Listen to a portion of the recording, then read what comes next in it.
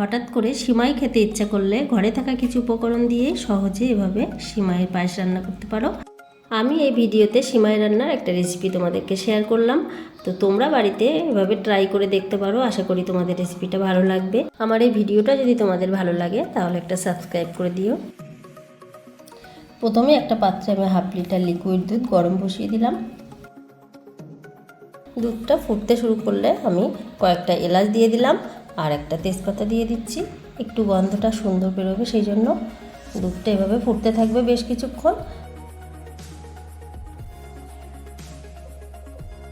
দুধটা ওদিকে ফুটতে থাকছে, এদিকে আমি অন্য একটা ফ্রাই প্যানে 2 চামচ ঘি গরম করে নিচ্ছি।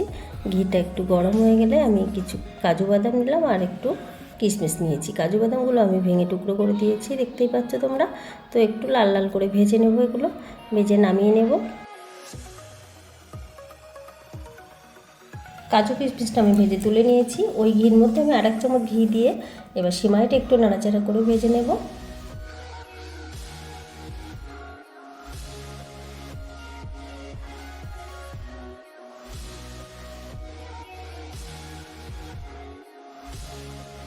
দুধটা জাল হতে হতে বেশ অনেকটাই ঘন হয়ে গেছে। এবার আমি ভেজে রাখা কাজু কিশমিশটা দিয়ে দিলাম। এবার আমি 1 কাপ পরিমাণ চিনি দিয়ে দিলাম দুধের মধ্যে। তোমরা দেখতেই পাচ্ছ দুধটা জাল দিয়ে কতটা ঘন হয়ে গেছে।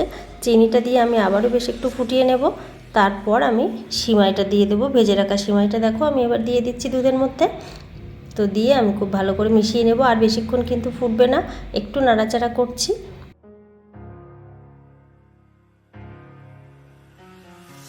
1 মিনিট মতো আমি নাড়াচাড়া করে নিয়েছি। তো আমার হয়ে গেছে রান্নাটা, এবার আমি নামিয়ে নেব।